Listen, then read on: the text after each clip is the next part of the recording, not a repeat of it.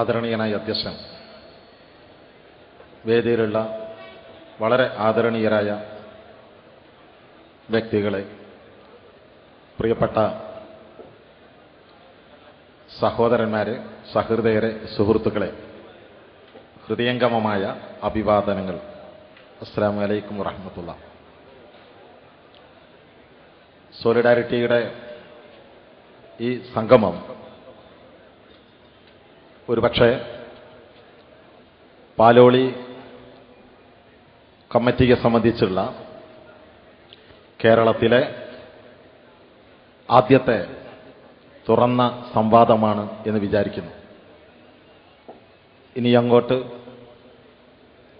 ജനകീയ ചർച്ചകൾക്കും ഒരുപക്ഷെ സമര സംരംഭങ്ങൾക്കും തുടക്കമായേക്കാവുന്ന, പക്ഷേ അതിലേറെ ഈ കമ്മിറ്റിയെ സംബന്ധിച്ചുള്ള, റിപ്പോർട്ടിനെ സംബന്ധിച്ചുള്ള വളരെ കൃത്യമായ നിലപാടുകൾ പങ്കുവെക്കപ്പെട്ട ഈ ചർച്ച സംഘടിപ്പിച്ചത് തീർച്ചയായും സോളിഡാരിറ്റിയുടെ ഭാഗത്തു നിന്നുള്ള വളരെ നല്ല ഒരു നീക്കമാണ്. സോളിഡാരിറ്റി അഭിനന്ദനം അറിയിക്കുന്നു. പാലോളി കമ്മിറ്റിയിലേക്ക് കടക്കുന്നതിന് മുമ്പ് ഒരുപാട് ആളുകൾ പാലോളി കമ്മിറ്റിയിലൂടെ കടക്കുകയും വിശദീകരിക്കുകയും കടന്നുപോവുകയും ചെയ്തതാണല്ലോ. വിഷയത്തോട് നേരെ ചൊവ്വേ ബന്ധമില്ലാത്ത, എന്നാൽ വിഷയവുമായി ബന്ധമുള്ള ഒരു കാര്യം എൻ്റെ സുഹൃത്തുക്കളുമായി പങ്കുവെക്കാൻ ഞാൻ ഉദ്ദേശിക്കുകയാണ്. നമ്മുടെ രാജ്യത്ത് എല്ലാ സംഗതികൾക്കും പെരുമാറ്റച്ചട്ടമുണ്ട്, നിയമങ്ങളുണ്ട്. റോട്ടിലൂടെ എങ്ങനെ കാലികളെ കൊണ്ടുപോകണം എന്നതിന് പോലും കൃത്യമായ പെരുമാറ്റച്ചട്ടമുണ്ട്. എങ്ങനെ നടക്കണമെന്ന് കാലികളോട് പറയാൻ നിവൃത്തിയില്ലാത്തത് കൊണ്ട് മാത്രമാണ് അക്കാര്യത്തിൽ കൃത്യമായ ഒരു നിയമം നിലനിൽക്കാത്തത്. പക്ഷെ ഈ രാജ്യത്ത് ഒരു കൃത്യമായ പെരുമാറ്റച്ചട്ടം ഇല്ലാതെ പോയതും ഉപയോഗിക്കാതെ കൊണ്ടിരിക്കുന്നതും നിർഭാഗ്യവശാൽ രാഷ്ട്രീയ പാർട്ടികളാണ് എന്ന് ഈ സന്ദർഭത്തിൽ പറയാൻ ഞാൻ ഉദ്ദേശിക്കുകയാണ്. ഇത് ഒരു രാഷ്ട്രീയ പാർട്ടിയുടെ പ്രതിനിധി എന്ന നിലയിൽ ഈ സംഗതിയെ വിലയിരുത്തുമ്പോൾ ഏറെ അസ്തിത്വപരമായ ഒരു നിന്ദയുടെ ഒരു അവസ്ഥ കൂടെ സൃഷ്ടിക്കുന്നു എന്ന് ഞാൻ സൂചിപ്പിക്കട്ടെ.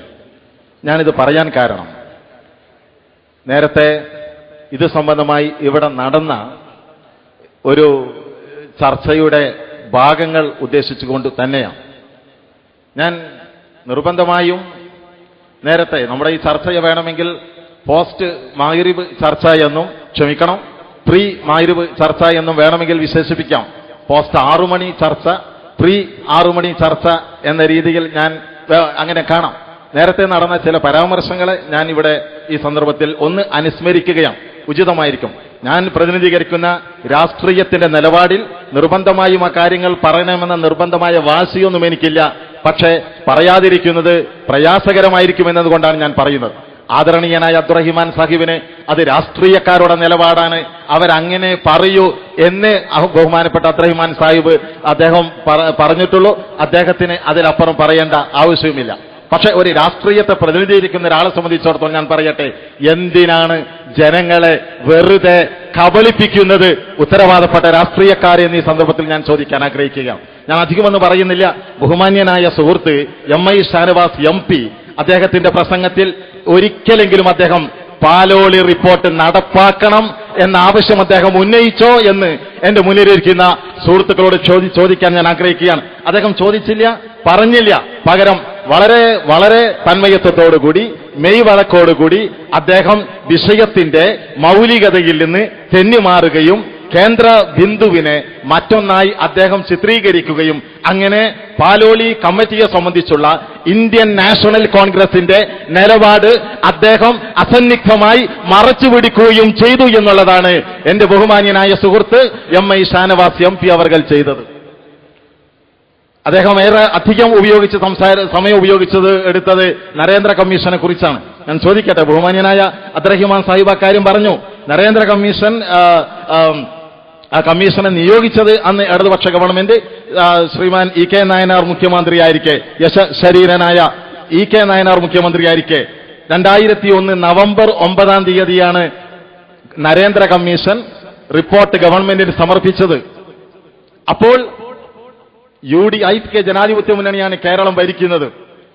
അതിനുശേഷം 4 വർഷവും 2 മാസവും 19 ദിവസവും പിന്നിടുകയുണ്ടായി. നിരന്തരമായ പ്രക്ഷോഭങ്ങളുണ്ടായി. സെക്രട്ടേറിയറ്റ് നടയിൽ വലിയ സമര പ്രഘോഷങ്ങളുണ്ടായി. കേരളത്തിലുടനീളം വലിയ ചെറിയ സമര ജാഥകളുണ്ടായി.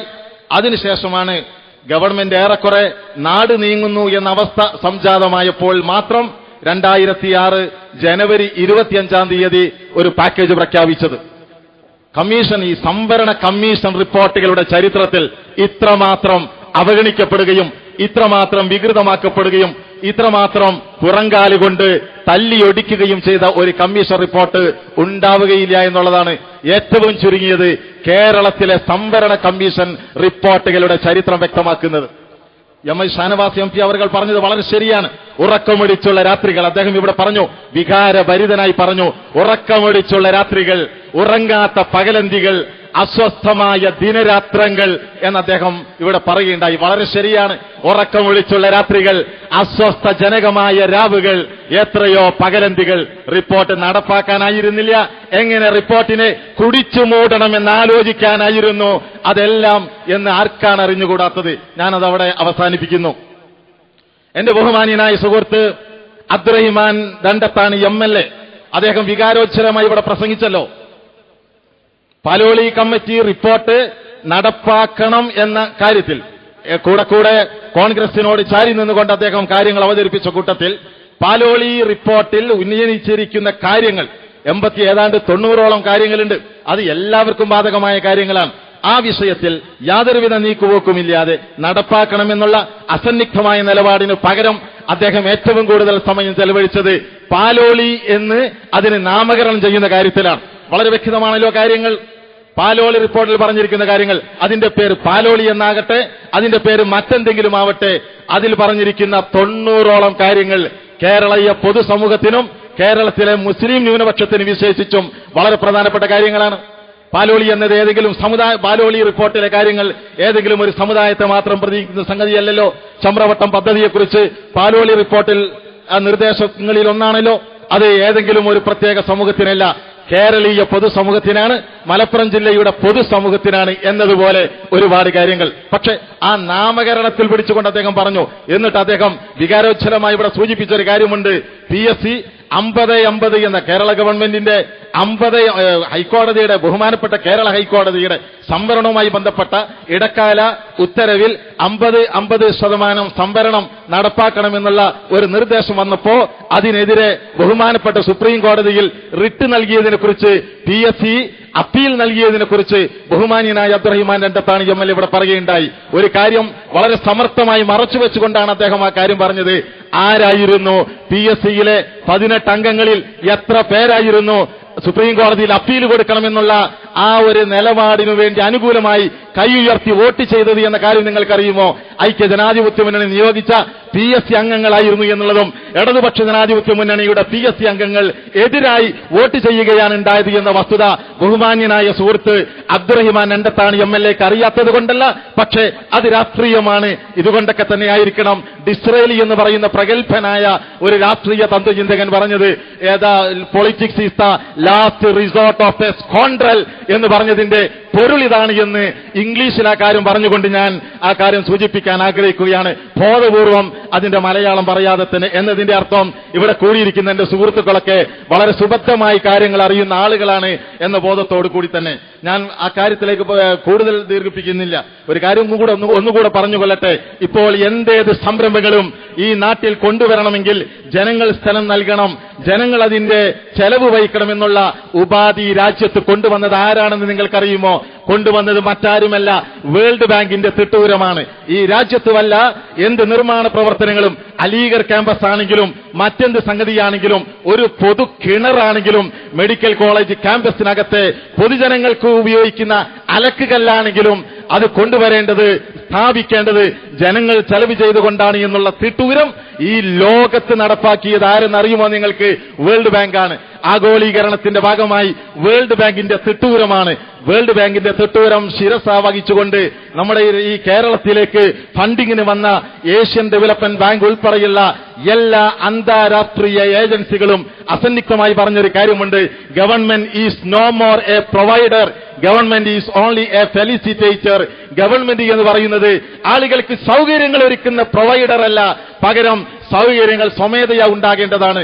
ഒരുക്കപ്പെട്ട സൗകര്യങ്ങളുടെ കാവലാളാകേണ്ട പണിയാണ് ഗവൺമെന്റിന് എന്നുള്ള ഈ തുട്ടൂരം വാസ്തവത്തിൽ ഈ രാജ്യത്തെ ഒരു അടിസ്ഥാനപരമായ വ്യവസ്ഥിതിയായി അതിനെ ആഘോഷപൂർവ്വം എഴുന്നള്ളിച്ച ആളുകളൊക്കെ തന്നെ ഇപ്പോൾ അതിന്റെ അരികുപറ്റിക്കൊണ്ട് ഉപാഖ്യാനങ്ങൾ എഴുന്നള്ളിക്കുന്നത് മൗഢ്യം മാത്രമാണെന്നാണ് ഞാൻ സൂചിപ്പിക്കുന്നത്. പാലോളി കമ്മിറ്റിയെ സംബന്ധിച്ചിടത്തോളം ആ റിപ്പോർട്ടുമായി ബന്ധപ്പെട്ട് വളരെ പ്രധാനപ്പെട്ട സംഗതികളാണ്. ഞാനിത് ആവർത്തിക്കുന്നില്ല. സോളിഡാരിറ്റി തന്നെ പ്രസിദ്ധീകരിച്ച ലഘുലേഖയിൽ ഉൾക്കൊണ്ട കാര്യങ്ങൾ അത് വളരെ വളരെ മൗലികമാണ്. പക്ഷെ ഒരു കാര്യം നിങ്ങൾ മനസ്സിലാക്കേണ്ടത്, നമ്മുടെ ചുമരിൽ തൂങ്ങുന്ന കലണ്ടറിലെ തീയതികൾക്കനുസരിച്ച് മാറി മാറി കൊണ്ടിരിക്കുന്ന ഗവൺമെന്റുകൾ ഏതോ ഒരു ഗവൺമെന്റിന്റെ കാലത്ത് സംഭവിച്ച സ്ഖലിതങ്ങളും അരുതായ്മകളും പോരായ്മകളുമല്ല കാലാകാലങ്ങളായി അവഗണന അട്ടിപ്പേറായി സംസ്ഥാനത്തെ ബാധിച്ചു നിൽക്കുകയാണ്. പ്രത്യേകിച്ചും മലബാർ മേഖലയിലൊക്കെ തന്നെ ഈ അട്ടിപ്പേറിന് എന്തെങ്കിലും ഒരു പരിഹാരമുണ്ടോ എന്നുള്ള ആത്മാർത്ഥമായ അന്വേഷണമാണ് പാലോളി കമ്മീഷന്റെ റിപ്പോർട്ട് എന്ന് നമുക്ക് വേണമെങ്കിൽ പറയാം. എങ്കിൽ അത്രയ്ക്കത്ര അത് സ്വാഗതാർഹമാണ്. ഞാൻ ചോദിക്കട്ടെ, സച്ചാർ കമ്മീഷൻ റിപ്പോർട്ട്, ഈ സച്ചാർ ജസ്റ്റിസ് രജീന്ദർ സച്ചാർ കമ്മീഷനുമായി കേരളത്തിൽ വന്നപ്പോൾ ശ്രീമാൻ ഉമ്മൻചാണ്ടിയായിരുന്നു മുഖ്യമന്ത്രി. പ്രധാനമന്ത്രി നിയമിച്ച ഔദ്യോഗികമായ ഒരു കമ്മീഷനാണ്. പക്ഷേ ആ കമ്മീഷൻ തിരുവനന്തപുരത്ത് ഔദ്യോഗികമായി സ്വീകരിക്കപ്പെട്ടില്ല ശ്രീമാൻ ഉമ്മൻചാണ്ടി മുഖ്യമന്ത്രിയായിരിക്കെ എന്ന കാര്യം ആർക്കാണ് അറിഞ്ഞുകൂടാത്തത്? തിരുവനന്തപുരത്ത് വളരെ ഉദാസീനമായ ഒരു സ്വീകരണമായിരുന്നു ലഭിച്ചത്. ബഹുമാന്യനായ എന്റെ സുഹൃത്ത് അബ്ദുറഹിമാൻ രണ്ടത്താണി MLA പാർട്ടി ഉൾപ്പെടെ മുൻനിര നേതാക്കൾ ആരും ആ കമ്മീഷന് മുന്നിൽ തെളിവ് നൽകിയില്ല. രണ്ടാംകിട യുവജന സംഘടനാ നേതാക്കളെ എന്ന് പറഞ്ഞാൽ രണ്ടാം നിര നേതാക്കൾ മാത്രമാണ് സച്ചാർ കമ്മീഷന്റെ മുന്നിൽ തെളിവുകൾ നൽകിയത് എന്ന കാര്യം വിസ്മരിക്കരുത്. കാരണം സച്ചാർ കമ്മീഷനെ എങ്ങാനും പരിഗണിക്കുകയാണെങ്കിൽ, സച്ചാർ റിപ്പോർട്ടിനെ എങ്ങാനും സ്വീകരിക്കുകയാണെങ്കിൽ ഈ നാട്ടിലെ സംവരണ വിരുദ്ധതയുടെ മേലാളന്മാരുടെ മുഖം മങ്ങിപ്പോകുമോ എന്ന ആശങ്ക കൊണ്ട് ശ്രീമാൻ ഉമ്മൻചാണ്ടി ഉൾപ്പെടെയുള്ള ക്യാബിനറ്റ് അതിനെ അവഗണിച്ച കാര്യം ജസ്റ്റിസ് രജീന്ദർ സച്ചാർ 2 ദിവസം തിരുവനന്തപുരത്ത് തങ്ങിയ ശേഷം കേരളം വിട്ടുപോകുമ്പോൾ അദ്ദേഹം കൊച്ചിയിൽ നിന്ന് പത്രസമ്മേളനത്തിലൂടെ പറഞ്ഞ കാര്യവും സാന്ദർഭികമായി ഞാൻ ഓർമ്മിപ്പിക്കുകയാണ്. ഞാൻ പറയുന്നത് ഈ കാര്യങ്ങളൊക്കെ നമ്മൾ ഓർക്കണമല്ലോ. ഇതുപോലുള്ള സൗകര്യപ്രദമായ ഒരു ചർച്ചയുടെ പരിസരങ്ങളിൽ എല്ലാ തലങ്ങളെയും നമുക്ക് ഓർക്കാൻ സാധിക്കണം. സച്ചാർ ഈ പാലോളി റിപ്പോർട്ടുമായി ബന്ധപ്പെട്ട കാര്യങ്ങൾ, തീരദേശ മലയോര മേഖലകളിൽ ആവശ്യത്തിന് വിദ്യാലയങ്ങൾ വേണം, നമ്മുടെ ഹൈസ്കൂളുകളിലും ഹയർ സെക്കൻഡറികളിലും തൊഴിലധിഷ്ഠിത കോഴ്സുകൾ വേണം, മലബാറിൽ ആവശ്യാനുസൃതം ആർട്സ് കോളേജുകളും അതുപോലെ തന്നെ സയൻസ് കോളേജുകൾ വേണം, പുതിയ +2 കോഴ്സുകൾ എല്ലാ വിദ്യാലയങ്ങളിലും ഉണ്ടാക്കണം തുടങ്ങിയിട്ടുള്ള സംഗതികൾ. അറബി സർവകലാശാല ഇവിടെ സ്ഥാപിക്കണം. എത്രയോ അറബി കോളേജുകൾ നമ്മുടെ രാജ്യത്തുണ്ട്. മാത്രമല്ല കാലാകാലങ്ങളായി അറബി രാജ്യങ്ങളുമായി നമ്മുടെ കേരളത്തിൽ ആളുകൾ ബന്ധപ്പെട്ടുകൊണ്ടിരിക്കുന്നു. എത്ര ലക്ഷം ആളുകളാണ് അറബി രാജ്യങ്ങളുമായി ബന്ധപ്പെട്ടുകൊണ്ടിരിക്കുന്നത്. ഏതെങ്കിലും ഒരു പ്രത്യേക സമുദായം മാത്രമല്ല, കേരളീയ പൊതുസമൂഹം. അതുകൊണ്ട് തന്നെ ലക്ഷക്കണക്കിന് കുട്ടികൾ അറബി ഭാഷ പഠിച്ചുകൊണ്ടിരിക്കുന്നുണ്ട്. ഒരു അറബിക് യൂണിവേഴ്സിറ്റി വേണമെന്ന ആവശ്യം പാലോളി റിപ്പോർട്ടിലുണ്ട്. ഞാൻ ചോദിക്കട്ടെ, കേരളത്തിൽ എത്ര കാലം നിങ്ങളൊക്കെ ഭരിച്ചു? എത്ര വിദ്യാഭ്യാസ മന്ത്രിമാർ നിങ്ങളുടെ ഗണത്തിലുണ്ടായിരുന്നു? 32 വർഷം കേരളത്തിലെ വിദ്യാഭ്യാസ വകുപ്പ് കൈകാര്യം ചെയ്തത് മറ്റാരുമായിരുന്നില്ല എന്ന കാര്യം നിങ്ങൾ വിസ്മരിക്കരുത്. എന്റെ മാന്യനായ സുഹൃത്ത് അബ്ദുറഹിമാൻ രണ്ടത്താണി MLA പാർട്ടി ആയിരുന്നു 32 വർഷക്കാലം കേരളത്തിൽ വിദ്യാഭ്യാസ വകുപ്പ് കൈകാര്യം ചെയ്തത്. ഞാനിത് വികാരങ്ങളെല്ലാം മാറ്റിവെച്ചുകൊണ്ട് പറയട്ടെ. ഞാനിത് പറയാൻ കാരണം ഏറ്റവും കൂടുതൽ വിദ്യാഭ്യാസപരമായി അവഗണന അനുഭവിച്ചു പേറിക്കൊണ്ടിരിക്കുന്നത് മലബാറിലെ ജനങ്ങളാണ്. 32 വർഷം മലബാറിനെ പ്രതിനിധീകരിച്ചിരുന്ന ആളുകളായിരുന്നു വിദ്യാഭ്യാസ വകുപ്പ് കൈകാര്യം ചെയ്തിരുന്നത്. എന്തുകൊണ്ട് മലബാറിലെ ഈ പൊതുവിദ്യാഭ്യാസ മേഖലയും ന്യൂനപക്ഷങ്ങളുടെ വിശേഷിച്ച് പ്രത്യേകിച്ചും ന്യൂനപക്ഷങ്ങളുടെ വിദ്യാഭ്യാസ മേഖലയും ഇത്ര വലിയ അവഗണനയ്ക്കിരയായി എന്ന കാര്യത്തിന് മറുപടി നൽകാൻ നിങ്ങൾ ബാധ്യസ്ഥരല്ലേ എന്ന ലളിതമായൊരു ചോദ്യം മാത്രം ചോദിക്കാൻ ഞാൻ ആഗ്രഹിക്കുകയാണ്. ഇങ്ങനെയുള്ള ഒരുപാട് സംഗതികൾ. ഒടുവിൽ സ്പെഷ്യൽ റിക്രൂട്ട്മെന്റ് പാലോളി കമ്മീഷൻ പറഞ്ഞതല്ലേ, പാലോളി കമ്മിറ്റി നിർദ്ദേശിച്ചതല്ലേ സ്പെഷ്യൽ റിക്രൂട്ട്മെന്റ്. നരേന്ദ്ര കമ്മീഷൻ റിപ്പോർട്ടിൽ സ്പെഷ്യൽ റിക്രൂട്ട്മെന്റ് വേണമെന്ന ആവശ്യമുണ്ടായപ്പോ ബഹുമാന്യനായ സുഹൃത്ത് എം.ഐ. ഷാനവാസ് ഉൾപ്പെടെ വളരെ ശക്തമായി അതിനെ എതിർക്കുകയുണ്ടായി. ഞാൻ വലിയ വാക്ക് പറയുകയല്ല. ബഹുമാനപ്പെട്ട എം.ഐ. ഷാനവാസിനോടൊപ്പം തന്നെ ഈ സച്ചാർ കമ്മീഷനുമായി ബന്ധപ്പെട്ട ഒരുപാട് സെമിനാറുകളിൽ ഈയുള്ളവനും പങ്കെടുത്തിട്ടുണ്ട്. സ്പെഷ്യൽ റിക്രൂട്ട്മെന്റിന് സാങ്കേതികമായ നിയമ തടസ്സങ്ങളുണ്ട് എന്ന് സാങ്കേതിക നിയമാവലികൾ ഉദ്ധരിച്ചുകൊണ്ട് അദ്ദേഹവും പറഞ്ഞിരുന്നു. കേരളത്തിൽ ഇച്ഛാശക്തിയുള്ള ഒരു മുഖ്യമന്ത്രി ഒരു കാലത്ത് മറ്റാരുമായിരുന്നില്ല. പട്ടം താണുപ്പിള്ള അദ്ദേഹം മുഖ്യമന്ത്രിയായിരുന്ന കാലത്ത് അദ്ദേഹം സ്പെഷ്യൽ റിക്രൂട്ട്മെന്റ് നടത്തിയിരുന്നു. ഞാൻ പറയുന്നത് സ്പെഷ്യൽ റിക്രൂട്ട്മെന്റ് വേണമെന്ന ആവശ്യം ഉന്നയിക്കപ്പെട്ടു. എന്തുകൊണ്ടിങ്ങനെ ഒരു ആവശ്യം ഉണ്ടായി? കേരളത്തിന്റെ സാഹചര്യം അതാണ്. പാലോളി കമ്മിറ്റി നിർദ്ദേശിച്ച 90ഓളം സംഗതികൾ, സാമ്പത്തിക കാര്യങ്ങളുണ്ട്, വിദ്യാഭ്യാസ കാര്യങ്ങളുണ്ട്, ഭൂമിശാസ്ത്ര പ്രശ്നങ്ങളുണ്ട്, തൊഴിലുമായി ബന്ധപ്പെട്ട കാര്യങ്ങളുണ്ട്. കാലങ്ങളായി കേരളം നേരിട്ടുകൊണ്ടിരിക്കുന്ന പ്രശ്നങ്ങളാണ്. അങ്ങനെ ഒരു സാഹചര്യം ഉണ്ടായത്, അങ്ങനെ ഒരു പരിസരം ഉണ്ടായത്, ആരാണ് ആ പരിസരങ്ങളുടെ ഉത്തരവാദി എന്ന ചോദ്യം കൂടെ ഇത്തരം സന്ദർഭങ്ങളിൽ സ്വാഭാവികമായും ഉയരും. ഒന്നുകൂടെ പറയട്ടെ, ഈ പാലോളി കമ്മിറ്റി ഉണ്ടായപ്പോ ഞങ്ങൾ പാലോളി കമ്മിറ്റി അംഗങ്ങളൊന്നുമല്ല, INL പാലോളി കമ്മിറ്റിയിൽ അംഗമൊന്നുമല്ല. പക്ഷെ ഒരു കാര്യം പറയട്ടെ, അതുകൊണ്ട് തന്നെ പാലോളി കമ്മിറ്റിയെ ആ നിലയിൽ വിചാരണ ചെയ്യാൻ തീർച്ചയായും സൗകര്യമുണ്ട്. ഒന്ന് സൂചിപ്പിക്കട്ടെ, പാലോളി കമ്മിറ്റി വളരെ ആവേശജലമായ ഒരു പ്രതീക്ഷ ഈ സമൂഹത്തിന് നൽകുകയുണ്ടായി. പക്ഷേ ആ പ്രതീക്ഷയ്ക്കപ്പുറത്ത് കാര്യങ്ങൾ അത്ര ആവേശോജ്ജലമായല്ല പോരുന്നത് എന്നത് വളരെ ദുഃഖകരമാണ്, ചൂണ്ടിക്കാണിക്കേണ്ടതാണ്. ഇടതുപക്ഷ ജനാധിപത്യ മുന്നണിയുടെ ആത്മാർത്ഥതയെ ചോദ്യം ചെയ്യുന്നില്ല, ഇവിടെ ഇച്ഛാശക്തിയെയും ചോദ്യം ചെയ്യുന്നില്ല. അല്ലെങ്കിലും മദ്രസാധ്യാപകർക്ക് പെൻഷൻ നൽകാനുള്ള തീരുമാനമുണ്ടായപ്പോ എത്ര വലിയ പ്രക്ഷോഭങ്ങളും എത്ര വിവാദങ്ങളും ഉണ്ടായി. ഒരു ഗവൺമെന്റിന് ഇച്ഛാശക്തിയുണ്ടെങ്കിൽ എല്ലാ വിവാദങ്ങളെയും മൂലക്കിരുത്താൻ സാധിക്കുമെന്നതിന്റെ ഒന്നാന്തരം ഉദാഹരണമായിരുന്നു അത്. ഞാൻ ചോദിക്കട്ടെ, UDF-ന് സ്വപ്നം കാണാൻ കഴിയുമോ അങ്ങനെ ഒരു തീരുമാനമെന്ന് നിങ്ങൾ ആലോചിക്കുക? കഴിയില്ല. പക്ഷേ അങ്ങനെ ഒരു നിലപാടെടുത്തല്ലോ ഇടതുപക്ഷം. പക്ഷേ നിലപാടെടുത്തു എന്ന് പറയുന്നതോടൊപ്പം തന്നെ അതേ ആവേശത്തോടുകൂടി പറയട്ടെ, പാലോളി കമ്മിറ്റി നിർദ്ദേശിച്ച, ഗവൺമെന്റ് അംഗീകരിച്ച, LDF അംഗീകരിച്ച ഈ 90ഓളം നിർദ്ദേശങ്ങൾ നടപ്പാക്കുന്നത്, വളരെ ത്വരിത വേഗത്തിൽ നടപ്പാക്കുന്നത് കേരളീയ പൊതുസമൂഹത്തിനും മലബാറിലെ പൊതുസമൂഹത്തിനും വിവിധ ന്യൂനപക്ഷങ്ങൾക്കും മുസ്ലിം ന്യൂനപക്ഷത്തിനും വളരെ സഹായകമാണ് എന്ന കാര്യം മനസ്സിലാക്കിക്കൊണ്ട് ഇടതുപക്ഷം ആ കാര്യത്തിൽ ഒന്നുകൂടെ ജാഗരൂകരാകണമെന്ന്, വളരെയധികം വേഗം ഈ നടപടിക്കുണ്ടാക്കണമെന്നത് കാലഘട്ടത്തിന്റെ ആവശ്യമാണ്. അത്തരമൊരു നിലപാട് സംഭവിക്കാതെ പോയാൽ തീർച്ചയായും ഈ ജനങ്ങളെന്ന് പറയുന്ന ആ സംഗതിയുടെ പ്രതികരണത്തിന്റെ തോത് ആർക്കാണ് വേലിക്കെട്ടുകൾ ഉണ്ടാക്കിക്കൊണ്ടോ അണക്കെട്ടുകൾ ഉണ്ടാക്കിക്കൊണ്ടോ തടയാൻ സാധിക്കുക എന്ന ഒരു വിഷയം കൂടെ അതോടൊപ്പമുണ്ട് എന്ന് ഞാൻ സൂചിപ്പിക്കട്ടെ. ഒരു കാര്യം കൂടെ പറഞ്ഞുകൊണ്ട് ഞാൻ അവസാനിപ്പിക്കുന്നു. അത് കാലങ്ങളായി കടുത്ത അവഗണന, രാഷ്ട്രീയ കാപ്പട്യങ്ങൾ നമ്മുടെ രാജ്യത്ത് അത് എന്നാരംഭിച്ചു? നമ്മുടെ രാജ്യത്ത് അഴിമതി ആരംഭിച്ചത് 1947 കൂടിയാണ് എന്ന് ഒരിക്കൽ ഇന്ത്യ ടുഡേ അഴിമതിയെക്കുറിച്ചുള്ള വലിയൊരു ലേഖനം എഴുതിയിരുന്നു. ആദ്യത്തെ അഴിമതി കൂറ്റൻ സ്കാം കുംഭകോണം ഉദ്ഘാടനം ചെയ്യപ്പെട്ടത് 1947 തന്നെയാണ്. അവിടെ നിന്നങ്ങോട്ട് ധർമ്മതേജ കുംഭകോണം മുതൽ കൊടുവിൽ ഇപ്പോ ഈ കുംഭകോണങ്ങളുടെ നീണ്ട പഞ്ചസാര കുംഭകോണം, ശവപ്പെട്ടി കുംഭകോണം, അങ്ങനെ കോട കുംഭകോണത്തിൽ അത് എത്തി നിൽക്കുന്നു. എന്നതുപോലെ പിന്നാക്ക വിഭാഗങ്ങളോടുള്ള കടുത്ത വഞ്ചന നമ്മുടെ രാജ്യത്ത് ഒരുപാടുണ്ടായതല്ലേ. 1955 നിയോഗിക്കപ്പെട്ട കാക്ക കലേക്കർ കമ്മീഷന് 53 കമ്മീഷനെ നിയോഗിച്ചു, 55 റിപ്പോർട്ട് സമർപ്പിച്ചു. സാങ്കേതികമായ കാരണം പറഞ്ഞുകൊണ്ട് കാക്ക കലേക്കർ റിപ്പോർട്ടിനെ തള്ളിക്കളയുകയുണ്ടായി. അതിനുശേഷമാണ് മണ്ഡൽ കമ്മീഷൻ റിപ്പോർട്ട് സമർപ്പിക്കപ്പെട്ടത്. മണ്ഡൽ കമ്മീഷനെ നിയമിക്കുന്നത് അന്നത്തെ പ്രധാനമന്ത്രി ശ്രീമാൻ മൊറാർജി ദേശായി. മണ്ഡൽ റിപ്പോർട്ട് നൽകുമ്പോൾ പ്രധാനമന്ത്രി ശ്രീമതി ഇന്ദിരാഗാന്ധി. നിങ്ങൾ അറിയുമോ? അറിയേണ്ടതുണ്ട്. 10 വർഷം ആ റിപ്പോർട്ട് മറച്ചു പിടിക്കപ്പെടുകയുണ്ടായി. പാർലമെന്റിൽ ചർച്ചയ്ക്ക് വരികയുണ്ടായില്ല. 1990 അന്നത്തെ പ്രധാനമന്ത്രി Sriman VP Singh Mandal commission report പൂർണ്ണമായിട്ടല്ല ഭാഗികമായി നടപ്പാക്കാനുള്ള ശ്രമങ്ങളുണ്ടായപ്പോൾ രാജ്യം മുഴുവൻ കത്തിയാളുന്ന വമ്പിച്ച വാദകോലാഹലങ്ങളുണ്ടായി.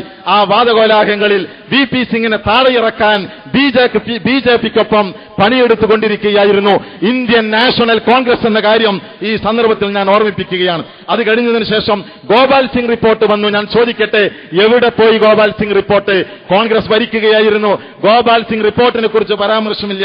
അതിനുശേഷമാണ് 2006 നവംബർ 30 സച്ചാർ കമ്മീഷൻ റിപ്പോർട്ട് പാർലമെന്റിൽ മുമ്പാകെ സമർപ്പിച്ചത്.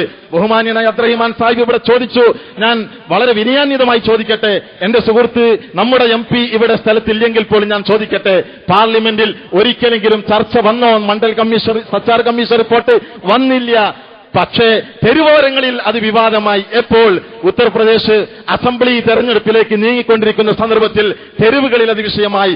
രാഹുൽ ഗാന്ധി അടക്കം അക്കാര്യത്തിൽ ഒരു അഭിപ്രായം പറഞ്ഞു. ഞാൻ രാഹുൽ ഗാന്ധി അടക്കം അഭിപ്രായം പറഞ്ഞു എന്ന് പറഞ്ഞാൽ രാഹുൽ ഗാന്ധിയുടെ അഭിപ്രായത്തിന്റെ ആധികാരികതയും അതിന്റെ അകംപൊരുളും ആർക്കും അറിയാവുന്നത് കൊണ്ട് ശ്രീ രാഹുൽ ഗാന്ധി അടക്കം അക്കാര്യത്തിൽ അഭിപ്രായം പറയുകയുണ്ടായി.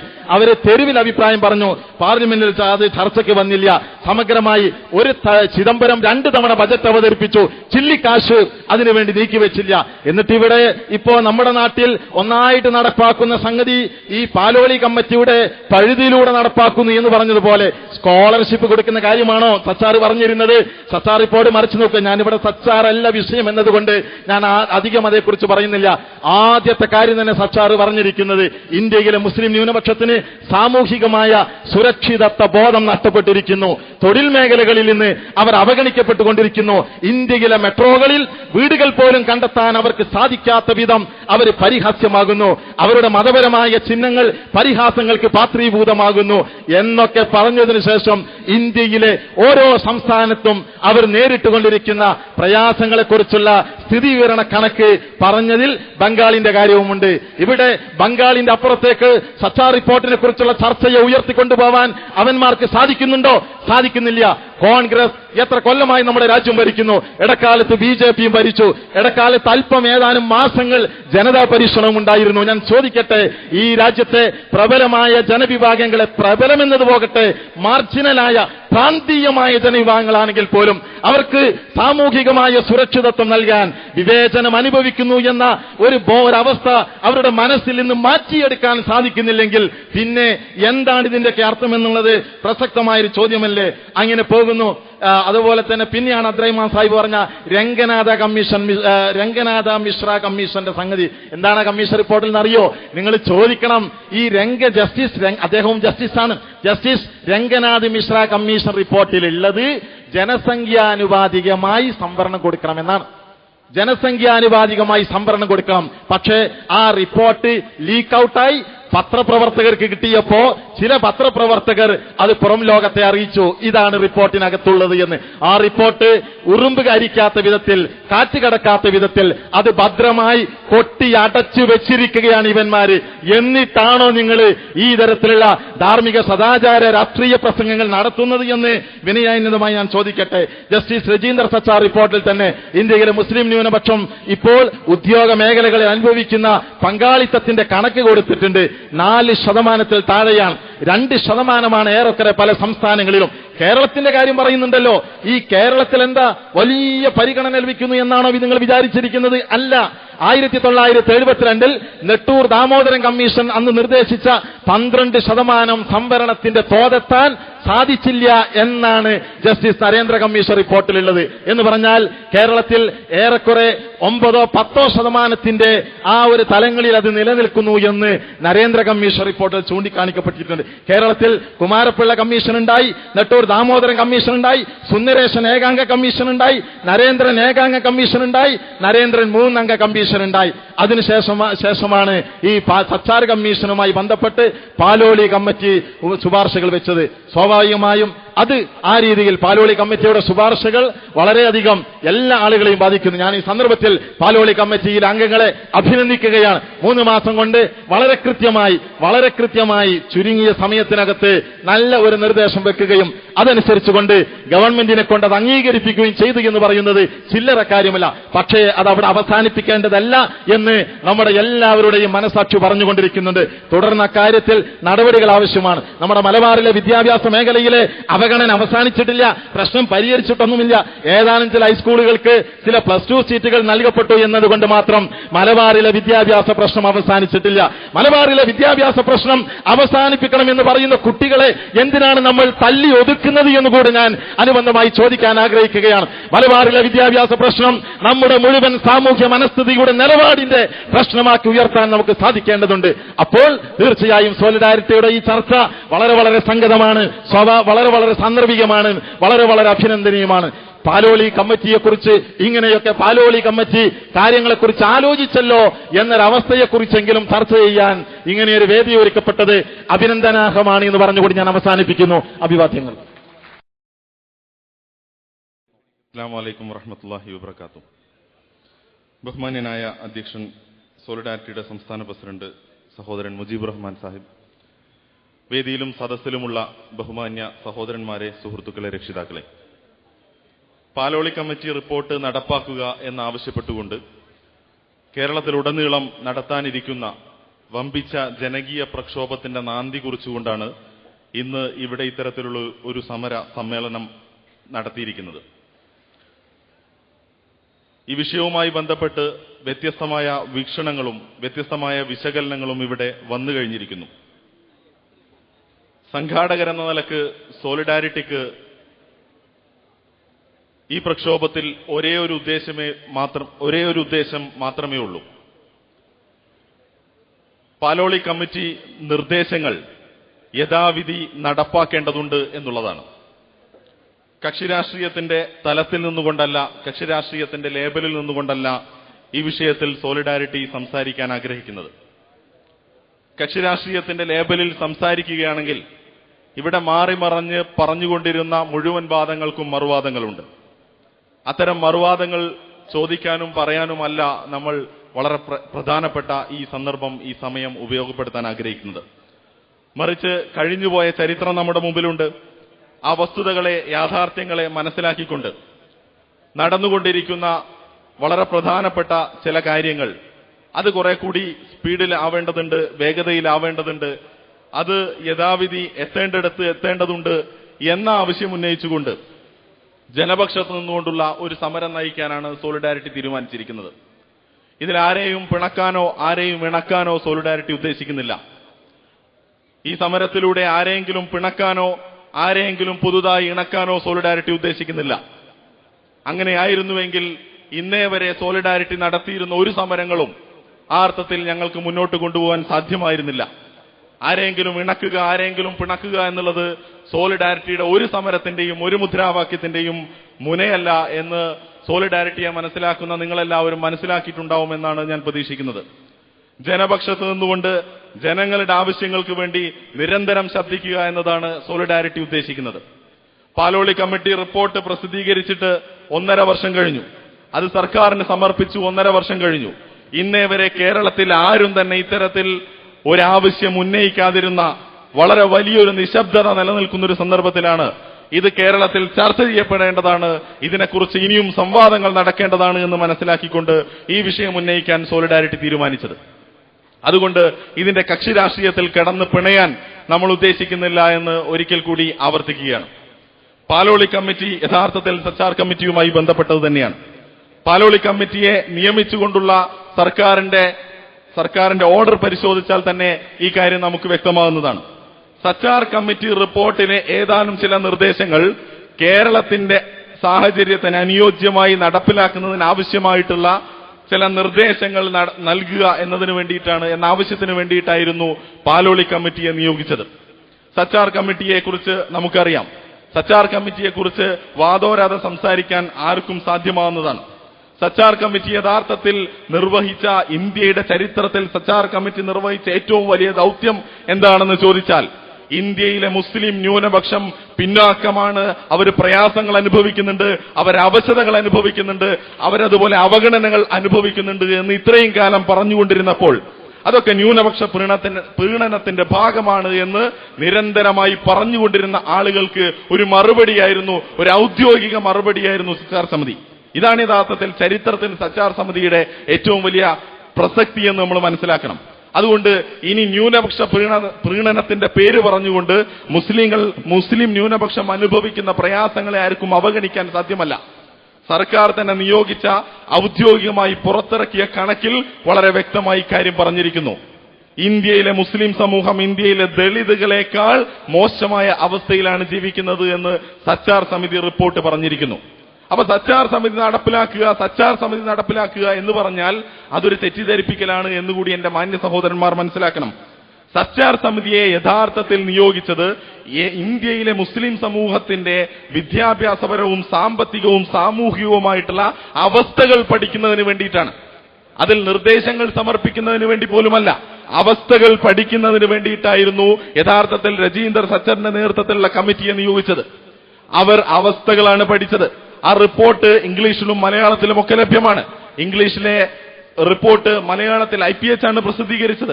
അത് പരിശോധിക്കുന്ന ആർക്കും മനസ്സിലാക്കാൻ സാധിക്കും. ആ റിപ്പോർട്ടിന്റെ മുഴുവൻ പേജുകളിലെ 95%-ലധികം പേജുകളും മുസ്ലിം സമൂഹത്തിന്റെ അവസ്ഥകൾ വിവരിക്കുന്നതിന് വേണ്ടിയിട്ടാണ് ഉപയോഗിച്ചിട്ടുള്ളത്. കാരണം അവരെ ഏൽപ്പിച്ച പണിയതായിരുന്നു. പിന്നീട് അവസാനം ഏതാനും പേജുകളിൽ മാത്രമാണ് ഏതാനും അല്പച്ചില നിർദ്ദേശങ്ങൾ നൽകിയിരിക്കുന്നത്.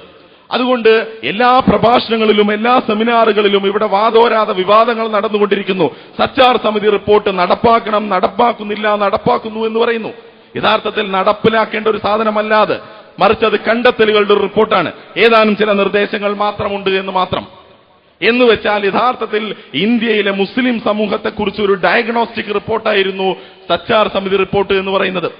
നിങ്ങൾക്ക് അസുഖമുണ്ടെങ്കിൽ, നിങ്ങൾക്ക് പ്രമേഹമുണ്ടെങ്കിൽ ലാബിൽ നിന്ന് ലഭിക്കുന്ന റിപ്പോർട്ട് നടപ്പാക്കണം എന്നാവശ്യപ്പെട്ടാൽ നിങ്ങളുടെ പ്രമേഹം മാറുകയില്ല. അതിന് ഡോക്ടറുടെ അടുത്ത് പോവുകയും അതിനനുസൃതമായ പ്രിസ്ക്രിപ്ഷൻ എഴുതി വാങ്ങുകയും അതിനനുസരിച്ച മരുന്ന് പ്രയോഗം നടത്തുകയും ചെയ്യണം. യഥാർത്ഥത്തിൽ സച്ചാർ സമിതി റിപ്പോർട്ട് കണ്ടെത്തിയ ഈ ഡയഗ്നോസ്റ്റിക് റിപ്പോർട്ടിന്റെ അടിസ്ഥാനത്തിൽ കേരളത്തിലെ മുസ്ലിം സമൂഹത്തിന് ആവശ്യമായ നിർദ്ദേശങ്ങൾ എന്താണ് എന്ന് പഠിച്ചുകൊണ്ട് അതിന്റെ ഒരു പ്രായോഗികമായ പ്രിസ്ക്രിപ്റ്റീവ് റിപ്പോർട്ടാണ് യഥാർത്ഥത്തിൽ പാലോളി കമ്മിറ്റി നിർദ്ദേശങ്ങളിലുള്ളത്. അതുകൊണ്ട് ഇവിടെ വന്നുകൊണ്ടിരിക്കുന്ന ധാരാളം വാദങ്ങൾ അപ്രസക്തമാണ് എന്ന് നമുക്ക് ഈ രണ്ട് സാധനങ്ങളിലൂടെ കണ്ണോടിച്ചാൽ മനസ്സിലാകും. സച്ചാർ സമിതി റിപ്പോർട്ടുണ്ടായിരിക്കെ പാലോളി കമ്മിറ്റിയുടെ ആവശ്യം എന്താണ് എന്ന ചോദ്യം യഥാർത്ഥത്തിൽ അപ്രസക്തമാണ് എന്ന് എന്റെ സഹോദരന്മാർ തിരിച്ചറിയണം.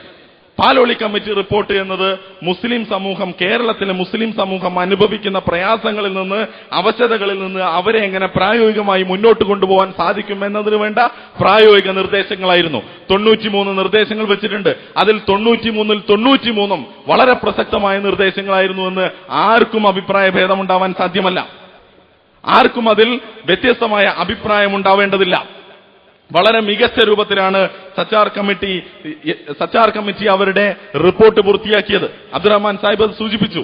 3 മാസത്തെ കാലാവധി കൊടുത്തു. 3 മാസത്തിനകത്ത് അവരത് ഗവൺമെന്റിന് സമർപ്പിക്കുകയും ചെയ്തു. എന്നാൽ യഥാർത്ഥത്തിൽ പ്രശ്നം ആരംഭിക്കുന്നത് സമർപ്പിച്ചതിന്റെ പിറ്റേ ദിവസം മുതലാണ്. യഥാർത്ഥത്തിൽ നമ്മുടെ മുമ്പിൽ പ്രശ്നം ആരംഭിക്കുന്നത്. എന്ത് നടപടികളാണ് സർക്കാർ ഇതിൽ സ്വീകരിച്ചുകൊണ്ടിരിക്കുന്നത്? സോളിഡാരിറ്റിയെ സംബന്ധിച്ചിടത്തോളം ഏറ്റവും പ്രധാനപ്പെട്ടത് അതാണ്. കാര്യങ്ങൾ നടക്കുക എന്നതാണ് സോളിഡാരിറ്റിയുടെ ആവശ്യം. കാര്യങ്ങൾ നടക്കാതിരിക്കുക എന്നത് സോളിഡാരിറ്റിയുടെ ആവശ്യമല്ലാത്തതുകൊണ്ട്, അത് സോളിഡാരിറ്റിയുടെ താല്പര്യമല്ലാത്തതുകൊണ്ട് തന്നെ റിപ്പോർട്ട് സമർപ്പിച്ചതിന് ശേഷം നടന്നുകൊണ്ടിരിക്കുന്ന കാര്യങ്ങളെക്കുറിച്ചാണ് ഞങ്ങൾ ആലോചിക്കാൻ ആഗ്രഹിക്കുന്നത്. അപ്പൊ നമ്മൾ പറഞ്ഞു, സോളിഡാരിറ്റി പുറത്തിറക്കിയിട്ടുള്ള പോസ്റ്റർ ശ്രദ്ധിച്ചാൽ നിങ്ങൾക്ക് കാണാൻ സാധിക്കും. ആകെ നിർദ്ദേശങ്ങൾ 93. ഇതുവരെ നടപടികൾ പേരിനെങ്കിലും ആരംഭിച്ചിരിക്കുന്നത് 7 മാത്രം. ആ 7ന്റെ കാര്യവും ഇവിടെ പറയപ്പെട്ടു. നേരത്തെ നടപ്പായിക്കൊണ്ടിരിക്കുന്ന, നേരത്തെ തന്നെ നടന്നുകൊണ്ടിരിക്കുന്ന പലതിനെയും ഇതിന്റെ കോളത്തിലേക്ക് വരവുകയാണ് ചെയ്തത്. ഉദാഹരണം അലീഗർ ക്യാമ്പസ്, അതുപോലെ ചമ്രവട്ടം പദ്ധതി. ഇനി മറ്റു ബാക്കിയുള്ള നിർദ്ദേശങ്ങൾ പരിശോധിച്ചാൽ മുസ്ലിം പെൺകുട്ടികൾക്ക് ഏതാനും സ്കോളർഷിപ്പുകൾ നൽകി എന്ന നല്ലൊരു കാര്യം മാറ്റി നിർത്തിയാൽ വളരെ സമർത്ഥമായ സ്വഭാവത്തിൽ, അതിസമർത്ഥമായ സ്വഭാവത്തിൽ ഈ 93 നിർദ്ദേശങ്ങളിലെ ഏറ്റവും അപ്രധാനമായ നിർദ്ദേശങ്ങൾ അതിസമർത്ഥമായ രൂപത്തിൽ പൊക്കിയെടുത്തുകൊണ്ട് നടപ്പാക്കാനാണ് യഥാർത്ഥത്തിൽ ഇവിടെ ഭരണപക്ഷം ശ്രമിച്ചുകൊണ്ടിരിക്കുന്നത്. അതിലേറ്റവും മികച്ച ഉദാഹരണമാണ് ഇപ്പൊ അടുത്ത ദിവസം നടപ്പാക്കിയ ഏറ്റവും അവസാനത്തെ നിർദ്ദേശം. ദക്കിനി, കച്ചി, മേമൻ വിഭാഗങ്ങൾക്ക് സംവരണം നൽകിയിരിക്കുന്നു. കേട്ടാൽ തോന്നും പുതിയ എന്തോ സംവരണം ഉണ്ടായിരിക്കുന്നു എന്നുള്ളതാണ്. കേരളത്തിൽ നേരത്തെ ഉണ്ടായിരുന്ന OBC സംവരണത്തിൽ കേരളത്തിലെ ദക്കിനി, കച്ചി, മേമൻ വിഭാഗം എന്ന് പറഞ്ഞാൽ കേരള മുസ്ലിങ്ങളിലെ 0.01% താഴെ മാത്രം വരുന്ന വിഭാഗമാണിത്. അവർക്ക് സംവരണം വേണ്ട എന്നല്ല ഞാൻ പറയുന്നത്. ഈ വിഭാഗത്തെ മുസ്ലിം സംവരണത്തിൽ നിന്ന് OBC സംവരണത്തിൽ നിന്ന് മാറ്റി നിർത്തിയിരുന്നു. അവർക്കത് കൊടുത്തിരിക്കുന്നു എന്നുള്ളതാണ് ഇപ്പോൾ ഇടതുപക്ഷ സർക്കാർ വലിയ കാര്യമായി പറഞ്ഞുകൊണ്ടിരിക്കുന്നത്. അപ്പൊ ഞാൻ പറയുന്നത്, കേരളത്തിലെ മുസ്ലിം സമൂഹത്തെ സംബന്ധിച്ചിടത്തോളം വളരെ പ്രസക്തവും വളരെ പ്രധാനവുമായിട്ടുള്ള അടിയന്തര പ്രാധാന്യമർഹിക്കുന്നതുമായിട്ടുള്ള ധാരാളം നിർദ്ദേശങ്ങൾ നിലവിലിരിക്കെ അതിനെയൊക്കെ സമർത്ഥമായി മൂടിവെക്കുകയും ഏറ്റവും അപ്രധാനമായ നിർദ്ദേശങ്ങൾ അല്ലെങ്കിൽ നേരത്തെ തന്നെ നടപ്പായിക്കൊണ്ടിരിക്കുന്ന നിർദ്ദേശങ്ങൾ ഇതിലേക്ക് ചേർത്ത് വെക്കുകയും ചെയ്യുന്ന ഒരു പരിപാടിയാണ് യഥാർത്ഥത്തിൽ ഇവിടെ നടന്നുകൊണ്ടിരിക്കുന്നത്. അപ്പോ സോളിഡാരിറ്റി പ്രക്ഷോഭത്തിലൂടെ ഒന്നാമതായി ആഗ്രഹിക്കുന്ന കാര്യം, പാലോളി കമ്മിറ്റി റിപ്പോർട്ടിൽ എന്താണ് പറഞ്ഞത് എന്ന് കേരളത്തിലെ പൊതുജനം അറിയേണ്ടതുണ്ട്. ഇപ്പൊ സച്ചാർ കമ്മിറ്റി, പാലോളി കമ്മിറ്റി എന്നൊക്കെ വാദോരാതെ പ്രസംഗിച്ചാൽ അത് എളുപ്പമുള്ള പണിയാണ്. ഒരു തവണ പോലും ഈ റിപ്പോർട്ടുകളൊന്നും പരിശോധിക്കാതെ ധാരാളം സ്റ്റേജുകളിൽ വാദോരാതെ ധാരാളം സംസാരിക്കാൻ എല്ലാ ആളുകൾക്കും സാധിക്കും. അതുകൊണ്ട് തന്നെ അങ്ങനെ സംഭവിക്കാതിരിക്കണം എന്ന ആഗ്രഹം കൊണ്ട് പാലോളി കമ്മിറ്റി റിപ്പോർട്ടിലെ നിർദ്ദേശങ്ങൾ എന്താണ് എന്ന് കേരളത്തിലെ പൊതുജനം അറിയേണ്ടതുണ്ട് എന്ന് സോളിഡാരിറ്റി ആഗ്രഹിക്കുന്നു. അതുകൊണ്ടാണ് ഇത്രയും വിശദമായ സ്വഭാവത്തിൽ പോസ്റ്ററുകൾ തയ്യാറാക്കിയിട്ടുള്ളത്. അതുപോലെ തന്നെ സോളിഡാരിറ്റിയുടെ ബുക്ക്ലെറ്റ് ഏതാനും ദിവസങ്ങൾക്കകം നിങ്ങളുടെ കൈകളിലെത്തും. വിശദമായ പഠനം ആഗ്രഹിക്കുന്ന ഏതൊരാൾക്കും അതിൽ നിന്ന് കാര്യങ്ങൾ മനസ്സിലാക്കാൻ സാധിക്കും. ഞാൻ പറഞ്ഞു, 93 നിർദ്ദേശങ്ങളും മികച്ചതായിരുന്നു. 8 തലക്കെട്ടുകൾക്ക് കീഴിലാണ് അത് ഉണ്ടായത്. പൊതുവിദ്യാഭ്യാസത്തെക്കുറിച്ച് വളരെ വിശദമായിട്ടുള്ള നിർദ്ദേശങ്ങൾ ഇവിടെ വന്നു. ആ നിർദ്ദേശങ്ങളെക്കുറിച്ച് വിശദാംശങ്ങളിലേക്ക് ഞാൻ പോകുന്നില്ല. പ്രധാനമായിട്ടും മലബാറിലെ വിദ്യാഭ്യാസ പ്രശ്നം, അതുപോലെ തന്നെ തീരദേശ മലയോര മേഖലകളിലെ മുസ്ലിം സമുദായം അനുഭവിക്കുന്ന പ്രശ്നങ്ങൾ, ഇതിനെക്കുറിച്ചായിരുന്നു പ്രധാനമായിട്ടും പാലോളി കമ്മിറ്റി നിർദ്ദേശങ്ങളിൽ ഉണ്ടായിരുന്നത്. എന്നാൽ ഇതിൽ ഒന്നുപോലും നടപ്പാക്കപ്പെടുന്നില്ല എന്ന സങ്കടമാണ് യഥാർത്ഥത്തിൽ നമ്മുടെ മുമ്പാകെയുള്ളത്. അതിനെക്കുറിച്ചുള്ള വിശദാംശങ്ങൾ ഇവിടെ വന്നു കഴിഞ്ഞു, ഞാൻ ആവർത്തിക്കുന്നില്ല. മദ്രസ ക്ഷേമനിധി എന്നതാണ് ഏറെ കൊട്ടിഘോഷിച്ചുകൊണ്ട് നടപ്പിലാക്കിയെന്ന് പറയുന്നത്. അതിന് പോലും 4 കോടി രൂപ മാറ്റിവെച്ചു എന്നത് മാറ്റി നിർത്തിയാൽ ഇപ്പോഴും അതിന്റെ പ്രാരംഭ പ്രവർത്തനങ്ങൾ പോലും ആരംഭിച്ചിട്ടില്ല. ഒരൊറ്റ മദ്രസ അധ്യാപകനും ഇപ്പോഴും ക്ഷേമനിധിയിൽ ഉൾപ്പെടുത്തപ്പെട്ടിട്ടില്ല എന്നുള്ളതാണ് നമ്മൾ മനസ്സിലാക്കേണ്ട ഒരു അവസ്ഥ. അലിഗഡ് ക്യാമ്പസിനെ കുറിച്ചുള്ള ചർച്ച ഇവിടെ നടന്നുകൊണ്ടിരിക്കുന്നു. സ്ഥലമെടുപ്പിനെ കുറിച്ച് അങ്ങോട്ടും ഇങ്ങോട്ടുമൊക്കെ വാദമുണ്ട്. ഈ വാദങ്ങളൊക്കെ കേൾക്കുമ്പോൾ നമ്മൾ മനസ്സിലാക്കേണ്ടതുണ്ട്, ഇതിലും കക്ഷി രാഷ്ട്രീയത്തിന്റെ അതിപ്രസരമുണ്ട്. അലിഗഡ് ക്യാമ്പസ് ഇവിടെ വരുമ്പോൾ പെരിന്തൽമണ്ണയിൽ അത് കടന്നു വരുമ്പോൾ അത് പാണക്കാട്ടായിരുന്നു വരേണ്ടിയിരുന്നത് എന്ന് പറയുന്നവർ, അവരോട് നമ്മൾ ചോദിക്കാൻ ആഗ്രഹിക്കുന്നത്, നെഞ്ചത്ത് കൈവച്ചുകൊണ്ട് നിങ്ങൾക്കത് പറയാൻ സാധിക്കുമോ എന്നുള്ളതാണ്. പാണക്കാട് വരണമെന്ന് യഥാർത്ഥത്തിൽ നിങ്ങൾ ആഗ്രഹിക്കുന്നുണ്ടോ എന്നുള്ളത് നമ്മൾ ഈ സന്ദർഭത്തിൽ സാന്ദർഭികമായി ചർച്ച ചെയ്യേണ്ട മറ്റൊരു സംഗതി കൂടിയാണ്. കാരണം ഇപ്പോൾ പാണക്കാട് ഉണ്ടായിരുന്ന വ്യവസായ വകുപ്പിന്റെ ഭൂമി കൊടുക്കില്ല എന്ന് പറഞ്ഞതിന്റെ കാരണം നമ്മൾ അറിയണം. ഇങ്കൽ എന്ന് പറയുന്ന ഒരു സ്ഥാപനത്തിന് ഒരു സ്വാശ്രയ യൂണിവേഴ്സിറ്റി തുടങ്ങാൻ വേണ്ടിയിട്ട് വ്യവസായ മന്ത്രി എളമരം കരീം മാറ്റിവെച്ചതുകൊണ്ടാണ് ആ ഭൂമി കൊടുക്കാതിരുന്നത്. അതുകൊണ്ട് അടുത്ത തവണ UDFന്റെ മന്ത്രിസഭ വരികയാണെങ്കിൽ വ്യവസായ വകുപ്പ് സ്ഥാനം ആർക്കായിരിക്കുമെന്ന് ആലോചിച്ചുകൊണ്ട് നമ്മൾ ചോദിക്കുകയാണ്, നെഞ്ചത്തെ കൈവച്ചുകൊണ്ട് നിങ്ങൾക്ക് പറയാൻ സാധിക്കുമോ ഈ പാണക്കാട്ട ഭൂമിയിൽ തന്നെ അലിഗർ ക്യാമ്പസ് വരണമെന്ന് നിങ്ങൾ ആഗ്രഹിക്കുന്നുണ്ടോ? അതല്ല ഇങ്കലിന്റെ ഭൂമിക്ക് വ്യവസായ വകുപ്പിന് കച്ചവടത്തിന് കൊടുക്കണമെന്നാണോ നിങ്ങൾ ആഗ്രഹിക്കുന്നത്? അപ്പൊ സദസ്സിൽ കയറിക്കൊണ്ട് അല്ലെങ്കിൽ വേദിയിൽ കയറിക്കൊണ്ട് പ്രസംഗിക്കാൻ എളുപ്പമാണ്. എന്നാൽ മറുവശത്ത് പ്രശ്നങ്ങളുണ്ട് എന്നുള്ളതും സോളിഡാരിറ്റി തന്നെയാണ്. സോളിഡാരിറ്റിയും SIOയും ജമാഅത്തെ ഇസ്ലാമിയും ചേർന്നുകൊണ്ട് തന്നെയാണ് ഈ വിഷയം ഏറ്റവും ശക്തമായി ഇവിടെ ഉന്നയിച്ചത് എന്നും നമ്മൾ മനസ്സിലാക്കുക. അപ്പൊ അതുകൊണ്ട് കക്ഷി രാഷ്ട്രീയത്തെ മാറ്റി നിർത്തിക്കൊണ്ട് നമുക്ക് ഉചിതമാവുന്നത്, നമുക്ക് അഭികാമ്യമാവുന്നത് കാര്യങ്ങളെ യഥാവിധി മനസ്സിലാക്കിക്കൊണ്ടുള്ള നിലപാടുകൾ സ്വീകരിക്കുക എന്നുള്ളതാണ്. അലിഗഡ് ക്യാമ്പസിന് ഭൂമി ഏതാനും ദിവസങ്ങൾക്കകം നൽകുമെന്ന് പറയുന്നു. നൽകുകയാണെങ്കിൽ അത് വളരെ നല്ല കാര്യം. നൽകിയിട്ടില്ലെങ്കിൽ നമ്മൾ മനസ്സിലാക്കേണ്ടതുണ്ട്, അത് നൽകിയിട്ടില്ലെങ്കിൽ കേരളത്തിലെ മുസ്ലിം സമൂഹത്തിന്റെ ചരിത്രത്തിൽ ഏറ്റവും വലിയ ഒരു വഞ്ചനയായിരിക്കുമെന്നും കൂടി നമ്മൾ മനസ്സിലാക്കേണ്ടതുണ്ട്. കാരണം എല്ലാം കൊണ്ടും ഏറ്റവും അനുകൂലമായ സമയമാണ് ഇപ്പോൾ ഉള്ളത്. മലയാളിയായിട്ടുള്ള കർമ്മോത്സുകനായിട്ടുള്ള ഒരു വൈസ് ചാൻസലറാണ് ഇപ്പോൾ അവിടെയുള്ളത്. എന്നാൽ അദ്ദേഹത്തിന് നേരെ വളരെ ശക്തമായ സമരം നടന്നുകൊണ്ടിരിക്കുന്നു. ഒരുപക്ഷെ അദ്ദേഹത്തിന് മാറിപ്പോകേണ്ട അവസ്ഥ വരെ ഉണ്ടായേക്കുമെന്ന് മാധ്യമങ്ങളിൽ റിപ്പോർട്ടുകൾ കാണുന്നു. അങ്ങനെയാണെങ്കിൽ അദ്ദേഹത്തിനെതിരായ ഒരു ലോബി വീണ്ടും അവിടെ വരികയും അദ്ദേഹത്തിനെതിരായ ലോബിയിൽ നിന്നുള്ള ഒരാൾ വൈസ് ചാൻസലർ ആവുകയും ചെയ്താൽ ഇപ്പോൾ അലിഗഡ് സർവകലാശാലയുടെ ഭാഗത്ത് നിന്ന് ഇക്കാര്യത്തിൽ ഉണ്ടായിക്കൊണ്ടിരിക്കുന്ന താല്പര്യം പിന്നീട് ഉണ്ടാവുകയില്ല എന്ന് നമ്മൾ മനസ്സിലാക്കണം. അതുകൊണ്ട് മിച്ചഭൂമിയാണ്, കേസുണ്ട്, മറ്റു കാര്യങ്ങൾ പറഞ്ഞുകൊണ്ട് ഇത് ഏറ്റെടുത്തു കൊടുക്കാൻ സാധിക്കാതെ വരികയും എന്നിട്ട് മുമ്പൊരിക്കൽ ഒരു സദസ്സിൽ ഒരു പരിപാടിയിൽ വെച്ച് പെരിന്തൽമണ്ണയിലെ MLA പറഞ്ഞതുപോലെ പെരിന്തൽമണ്ണ അങ്ങാടിയിലെ മൂന്ന് റൂമുകൾ ഞങ്ങൾ അതിന് കൊടുക്കാമെന്ന് പറഞ്ഞാൽ അത് കേരള മുസ്ലിങ്ങളോട് ചെയ്യുന്ന കേരള മുസ്ലിം സമൂഹത്തിലെ ഏറ്റവും വലിയ വഞ്ചനയുടെ ചിത്രമായിരിക്കുമെന്നാണ് ഇക്കാര്യത്തിൽ നമ്മൾ പറയാൻ ആഗ്രഹിക്കുന്നത്. അടുത്തൊരു തലക്കെട്ട് സാമൂഹ്യ സുരക്ഷിതത്വവുമായി ബന്ധപ്പെട്ടതായിരുന്നു.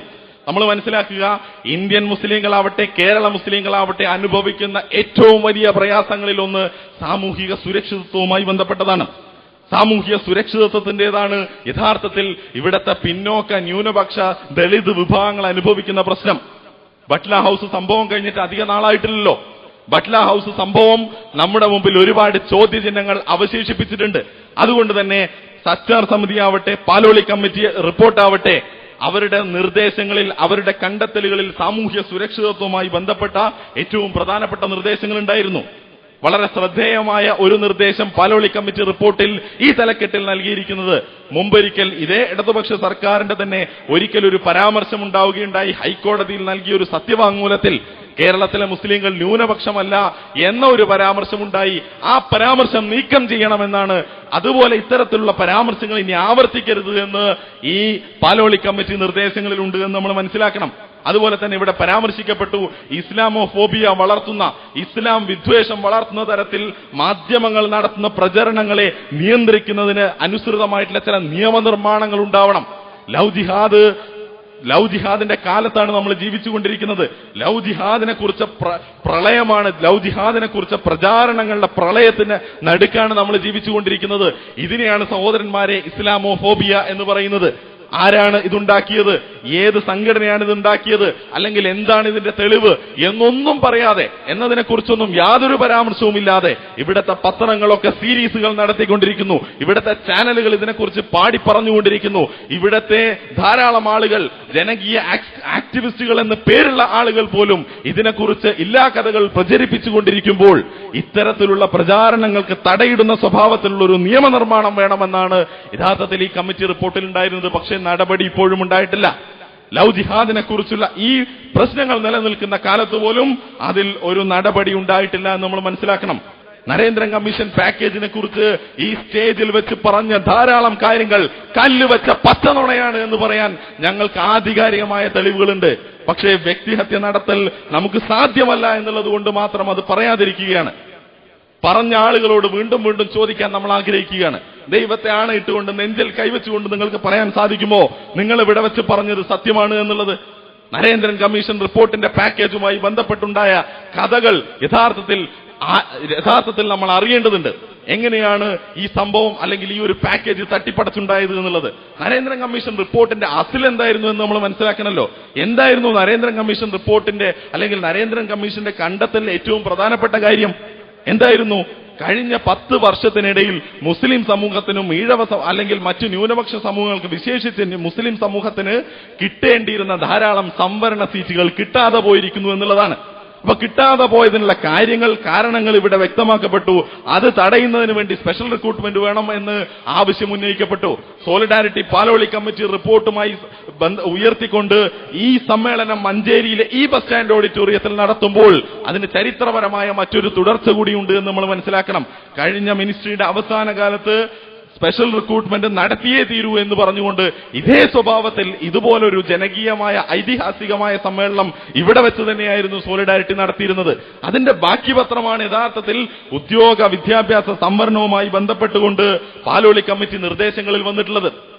അപ്പൊ ബാക്ക്ലോഗ് എന്നതായിരുന്നു അതിലെ യഥാർത്ഥ മർമ്മം. ബാക്ക്ലോഗ് എന്ന കാര്യം അങ്ങോട്ട് മാറ്റിവെച്ചു. ഇവിടെ പറയപ്പെട്ടു, ഇവിടെ സംസാരിച്ച MP-യും ചില സംഘടനകളൊക്കെ ചേർന്നുകൊണ്ട് NSSന്റെ ആളുകളോട് ഇത് സംബന്ധിച്ച സമവായത്തിന് വേണ്ടി സംസാരിക്കാൻ ചെന്നു. ഒരു പാക്കേജ് ആദ്യം തട്ടിപ്പടച്ചുണ്ടാക്കിക്കൊണ്ട് ചെന്നു. അന്ന് കേരളത്തിലെ ഒരു പ്രധാനപ്പെട്ട പ്രതിപക്ഷ കക്ഷിയുടെ കേരള അധ്യക്ഷനായിട്ടുള്ള ഒരാൾ ചോദിച്ചു, ഇതിങ്ങനെയാണെങ്കിൽ ഞങ്ങൾക്ക് എന്താണ് ഇതിലുള്ളത്? ഈ റിപ്പോർട്ട് നിങ്ങൾ പറയുന്ന പാക്കേജാണ് ഇവിടെ നടപ്പാക്കേണ്ടതെങ്കിൽ ഞങ്ങൾക്ക് പിന്നെ ഇതിലെന്താണ് കിട്ടുക എന്ന് പറഞ്ഞുകൊണ്ട് പാക്കേജുമായി വന്നവരെ പറഞ്ഞയക്കുകയാണ് ഉണ്ടായത്. അങ്ങനെ പുറത്തുപോയി, വീണ്ടും പുറത്ത് തൂണിന്റെ ചുറ്റുമിരുന്ന് വീണ്ടും ചർച്ച ചെയ്തു, വീണ്ടും അകത്ത് വന്നു, വീണ്ടും പുറത്തുപോയി. അങ്ങനെ ഇപ്പോൾ നന്നായി സംസാരിക്കുന്ന ആളുകൾ ആ മീറ്റിംഗിനകത്ത് വെച്ച് വികാര വിക്ഷുബ്ധരായി സംസാരിച്ചപ്പോൾ അവരെ തണുപ്പിച്ചത് പിന്നീട് നമ്മൾ കണ്ട പോസ്റ്ററിലെ നായകന്മാരായിരുന്നു, ഫ്ലക്സ് ബോർഡുകളിലെ നായകന്മാരായിരുന്നു എന്ന് നമ്മൾ മനസ്സിലാക്കണം. അങ്ങനെ അവസാനം പറഞ്ഞു, ഇത് സാധ്യമല്ല, കേരളത്തിൽ ഇത് സാധ്യമല്ല. കേരളത്തിലെ ജാതീയ സമൂഹങ്ങൾക്ക് മേൽക്കോയ്മയുള്ളിടത്തോളം കാലം ഈ പറയുന്ന സംഗതി നടപ്പാക്കാൻ ഞങ്ങൾ സമ്മതിക്കുകയില്ല എന്ന് ആണയിട്ട് പറഞ്ഞപ്പോൾ പുതിയ തന്ത്രമുണ്ടായി. ബാക്ക്ലോഗ് നമുക്ക് മറന്നേക്കാം, ബാക്ക്ലോഗ് മറക്കുകയും അതിനു പകരം നമുക്ക് ഇനി പ്രശ്നം ഉണ്ടാവാതിരിക്കാനുള്ള ഒരു പാക്കേജ് ഉണ്ടാക്കുകയും ചെയ്യുക. ആ പറഞ്ഞ അത്രയും നമുക്ക് സ്വീകാര്യമായിരുന്നു. അത് അന്നത്തെ സമരത്തിലും സോളിഡാരിറ്റി പറഞ്ഞിട്ടുള്ളതാണ്. തുടർന്ന് സംവരണ നഷ്ടം ഉണ്ടാകാതിരിക്കുക എന്ന് പറയുന്ന ആശയത്തോട് സോളിഡാരിറ്റിക്ക് യാതൊരു എതിർപ്പുമില്ല. പക്ഷേ ചർച്ച അട്ടിമറിക്കപ്പെട്ടു.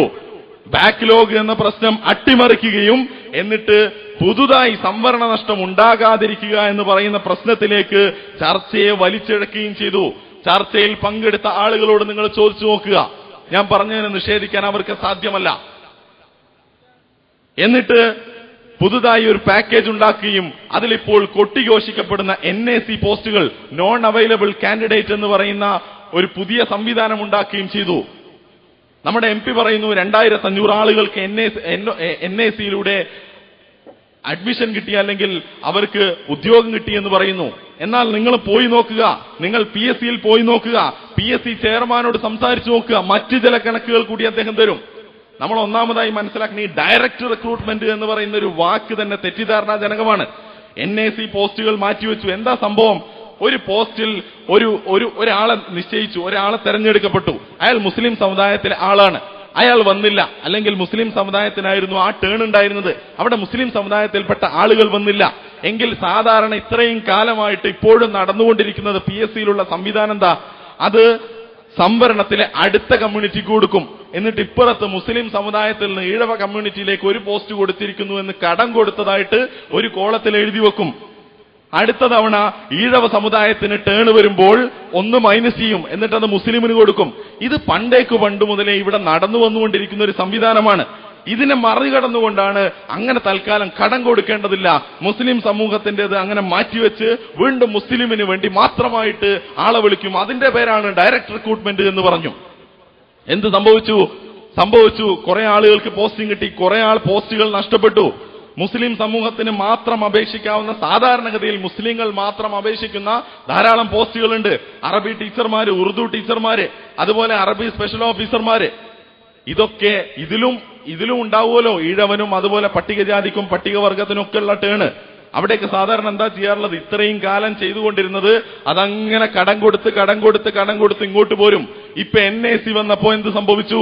ഇപ്പൊ കടം കൊടുക്കാൻ പറ്റൂല. അറബി പോസ്റ്റിൽ ഈഴവന്റെ ടേണ് വന്നാൽ എന്ത് സംഭവിക്കും? അവിടെ കട്ട്. കാരണം അത് ഈഴവന്റെ ഡയറക്റ്റ് റിക്രൂട്ട്മെന്റ് അല്ലേ, അത് ഈഴവന്റെ ഡയറക്റ്റ് റിക്രൂട്ട്മെന്റ് ആണ്, ഈഴവന്റെ അവകാശമാണ്, അവിടെ നിൽക്കട്ടെ എന്ന് പറയും. അപ്പൊ ഇങ്ങനെയും കാര്യങ്ങൾ ഉണ്ടായിട്ടുണ്ട്.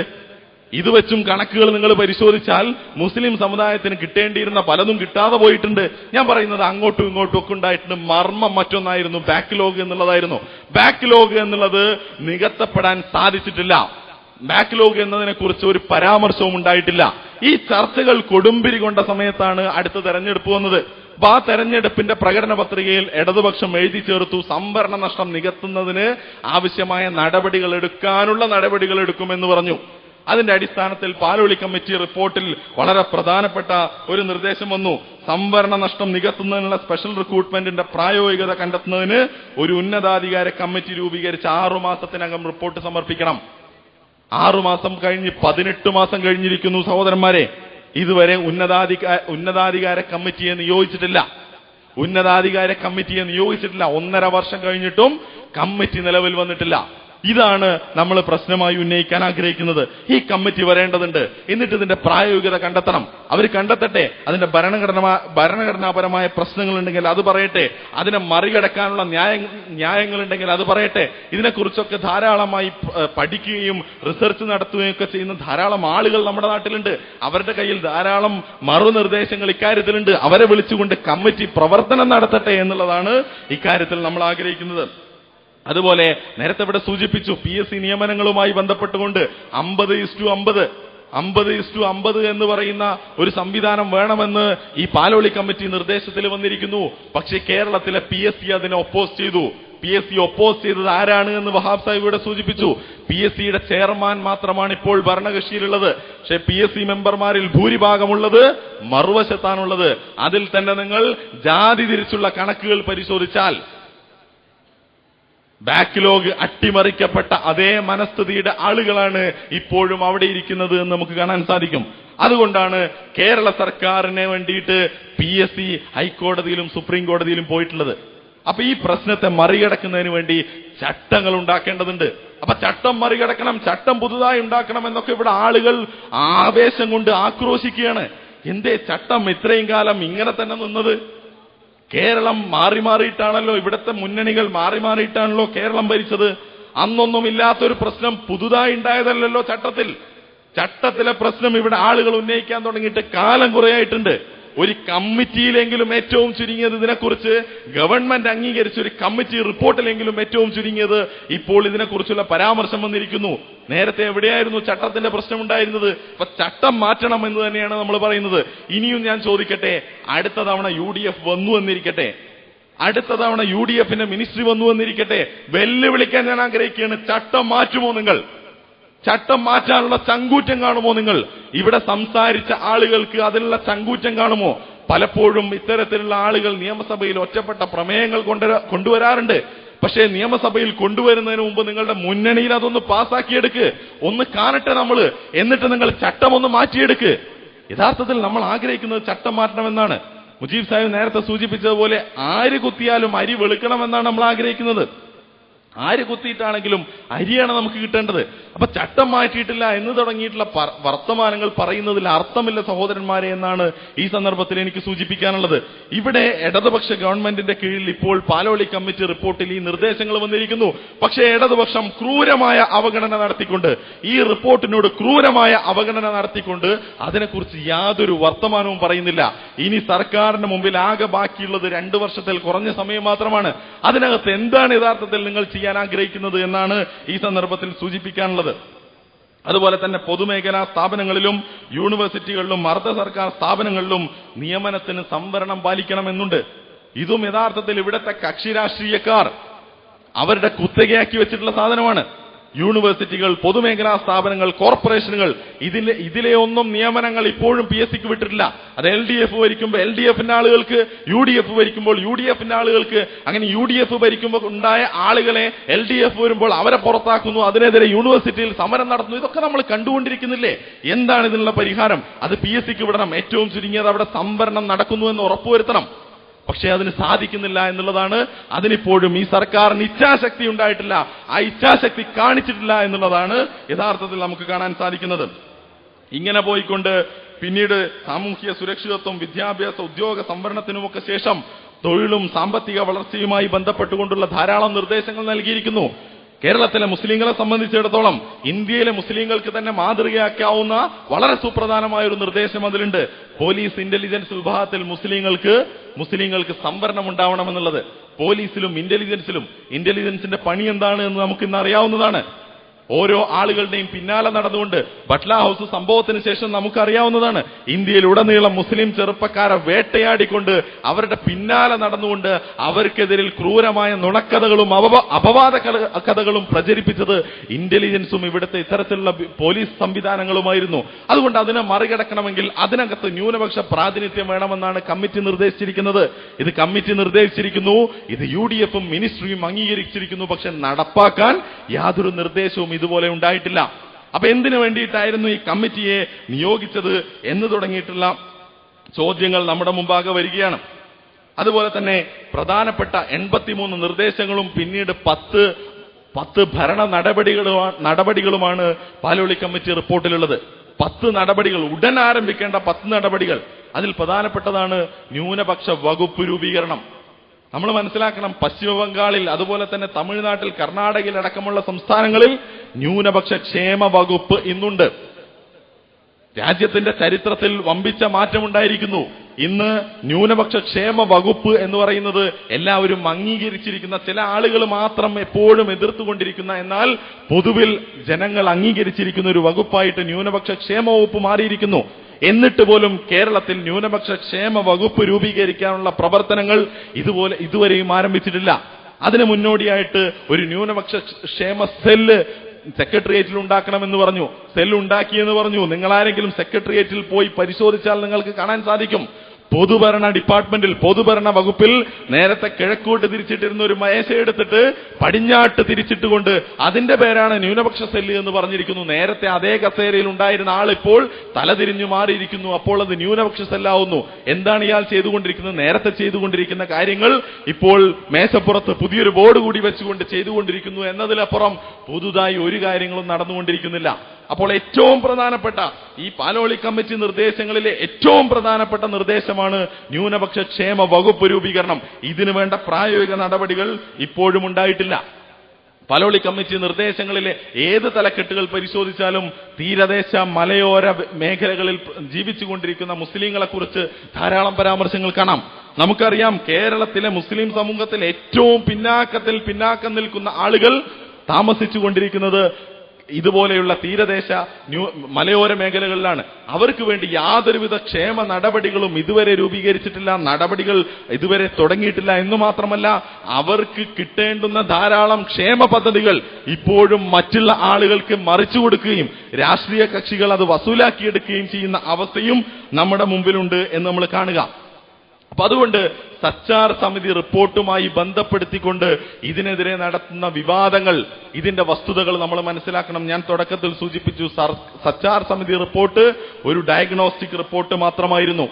പിന്നീട് അതിൽ തന്നെ ഏതാനും ചില നിർദ്ദേശങ്ങൾ അല്ലെങ്കിൽ റെക്കമെൻഡേഷനുകൾ, ശുപാർശകൾ അതിലുണ്ടായിരുന്നു.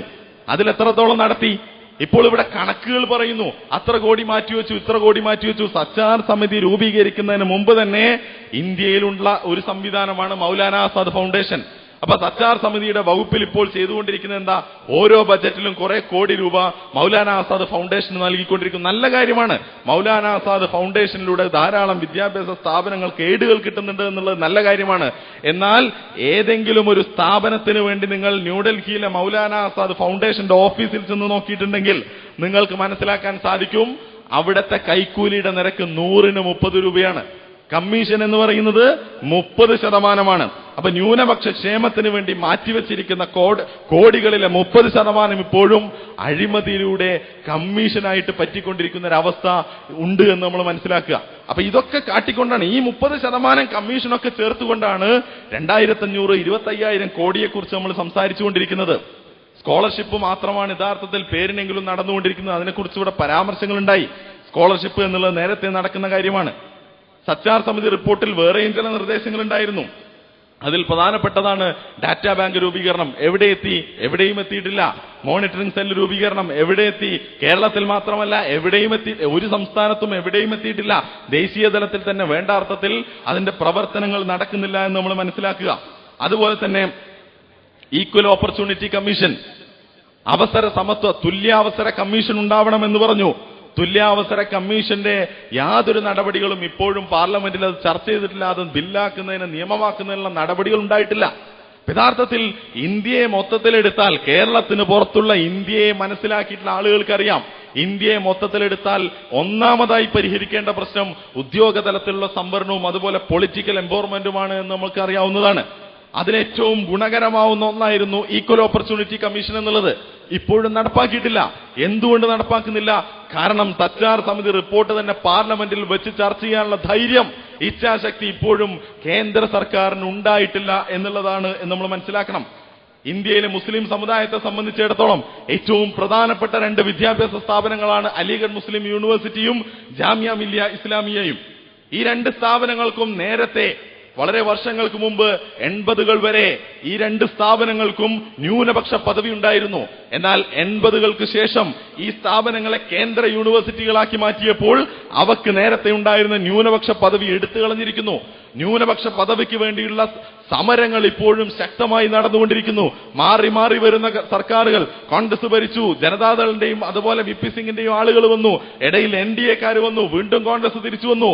ഇപ്പോഴും അലിഗറിനും ജാമിയ മില്ലിയക്കും ഇപ്പോഴും ന്യൂനപക്ഷ പദവി കിട്ടിയിട്ടില്ല എന്ന് നമ്മൾ മനസ്സിലാക്കണം. ആ സമരങ്ങൾ നടന്നുകൊണ്ടിരിക്കുകയാണ് ഇപ്പോൾ. കഴിഞ്ഞ ആഴ്ചയിൽ നമ്മൾ മനസ്സിലാക്കാം, കേന്ദ്ര മാനവ വിഭവശേഷി വകുപ്പിന്റെ മന്ത്രി കപിൽ സിബൽ പറഞ്ഞു, അദ്ദേഹം ഓർഡർ കൊടുത്തിരിക്കുകയാണ്. ജാമിയ മില്ലിയയിലേക്കും അലിഗഡ് മുസ്ലിം യൂണിവേഴ്സിറ്റിയിലേക്കും അദ്ദേഹത്തിന്റെ ഓർഡർ പോയിരിക്കുന്നു. എത്രയും പെട്ടെന്ന് 27% OBC സംവരണം അവിടെ നടപ്പാക്കണം. അപ്പൊ OBC സംവരണം നടപ്പാക്കിയാൽ പിന്നെ അവിടെ ന്യൂനപക്ഷ പദവി പിന്നെ അതോടുകൂടി ഇല്ലാതാവുകയാണ്.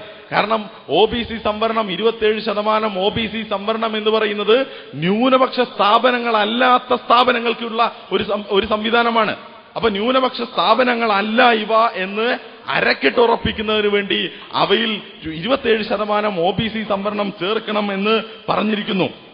അതുപോലെ തന്നെ ഇവിടെ സോഷ്യൽ സെക്യൂരിറ്റിയുമായി ബന്ധപ്പെട്ടുകൊണ്ട്, ഇന്ത്യയിലെ മുസ്ലിങ്ങളുടെ സാമൂഹ്യ സുരക്ഷിതത്വവുമായി ബന്ധപ്പെട്ടുകൊണ്ട് ധാരാളം കാര്യങ്ങൾ സച്ചാർ സമിതി ആവശ്യപ്പെടുകയുണ്ടായിട്ടുണ്ട്. സച്ചാർ സമിതി നിർദ്ദേശങ്ങളിലുണ്ട്.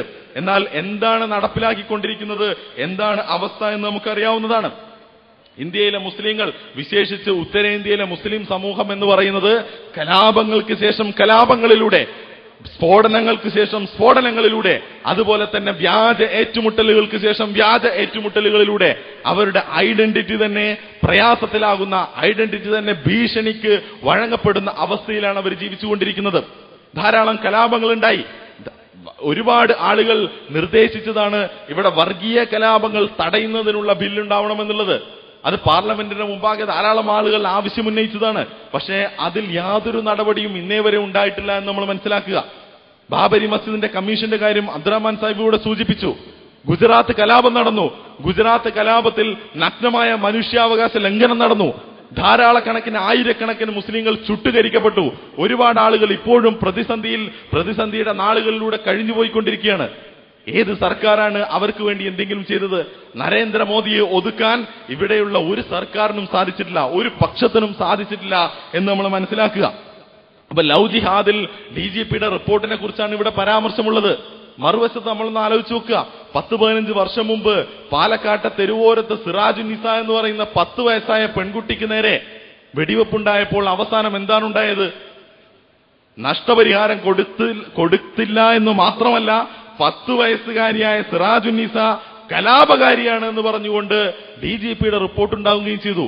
അപ്പൊ സാമൂഹ്യ സുരക്ഷിതത്വം എന്ന് പറയുന്നത് അക്കരെയാണെങ്കിലും ഇക്കരെയാണെങ്കിലും മുസ്ലിങ്ങളെ സംബന്ധിച്ചിടത്തോളം അത് യാതൊന്നും കിട്ടാത്ത കിട്ടാക്കനിയാണ് എന്നാണ് നമുക്ക് മനസ്സിലാക്കാൻ സാധിക്കുന്നത്. ദേശീയ തലത്തിലാണെങ്കിലും അതുപോലെ തന്നെ സംസ്ഥാന തലത്തിലാണെങ്കിലും അത് തന്നെയാണ് നമ്മൾ മനസ്സിലാക്കുക. മലബാറിലെ വിദ്യാഭ്യാസവുമായി ബന്ധപ്പെട്ടുകൊണ്ട് മഞ്ചേരിയിലടക്കം ഈ ജില്ലയിലും സമീപ ജില്ലകളിലുമൊക്കെ SIOവിന്റെ പ്രവർത്തകർ വലിയ അളവിലുള്ള സമരങ്ങൾ നയിച്ചു. സമരം നയിക്കുക മാത്രമല്ല ചെയ്തത്, ഇന്ത്യയുടെ ചരിത്രത്തിൽ തന്നെ തുല്യതയില്ലാത്ത സ്വഭാവത്തിലുള്ള സമര പ്രവർത്തനങ്ങൾ അവർ നടത്തി. എടവണ്ണയിലടക്കം ധാരാളം സ്ഥലങ്ങളിൽ ഈ സമരത്തിന്റെ ഭാഗമായി SIOവിന്റെ പ്രവർത്തകർ അവിടെ വിദ്യാഭ്യാസ സ്ഥാപനങ്ങൾക്ക് ഷെഡ് കെട്ടിക്കൊടുക്കുന്ന അവസ്ഥയുണ്ടായി. ഈ സർക്കാർ അതിനുവേണ്ടി കാര്യക്ഷമമായ പ്രവർത്തനം നടത്തിയിട്ടില്ല. പേരിനെടുത്ത് പറയുന്നു 4000+2 സീറ്റുകൾ.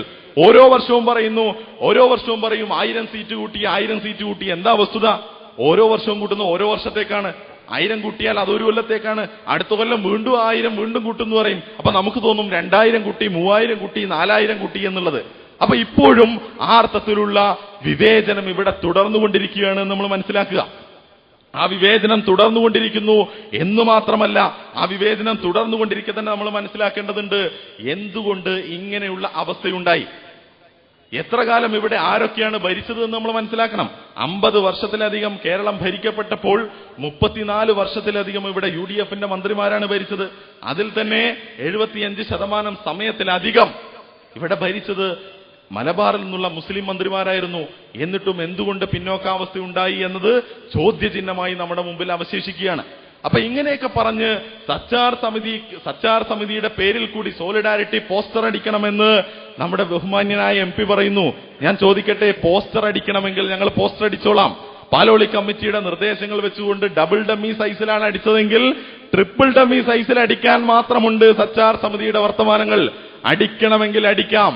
കഴിഞ്ഞ 63 വർഷമായിട്ട് ഇന്ത്യയിലെ മുസ്ലിങ്ങൾ കോൺഗ്രസിന്റെ ഭരണത്തിലൂടെ അനുഭവിച്ചുകൊണ്ടിരിക്കുന്ന പ്രയാസങ്ങൾ എണ്ണി പറഞ്ഞുകൊണ്ട് സച്ചാർ സമിതിയുടെ കണ്ടെത്തലുകളും അവരുടെ നിർദ്ദേശങ്ങളും അതിൽ നടപ്പാക്കാത്ത കാര്യങ്ങളും ഒക്കെ വെച്ചുകൊണ്ട് പോസ്റ്റർ അടിച്ച് പ്രചരണം നടത്തണമെങ്കിൽ നടത്താവുന്നതാണ്. പക്ഷേ നമ്മളിപ്പോൾ മനസ്സിലാക്കുന്നത് തൽക്കാലം നമുക്കത് വിട്ടേക്കുക. ഇരുഭാഗവും ഒരുപോലെ ഭരിച്ച് കുളമാക്കിയിരിക്കുന്നു. ഏറ്റവും ചുരുങ്ങിയത് ഇവിടെ പറയപ്പെട്ടതുപോലെ നമ്മുടെ മുമ്പിൽ ഒരു പ്രസിഡൻസ് എന്നുള്ള നിലക്ക് ഒരു കമ്മിറ്റി റിപ്പോർട്ട് വന്നിരിക്കുന്നു. ഇത് നടപ്പാക്കണമോ നടപ്പാക്കണ്ടയോ? ഇവിടെ പ്രസംഗിച്ച പലരും അതിനെക്കുറിച്ച് ഒന്നും പറഞ്ഞില്ല.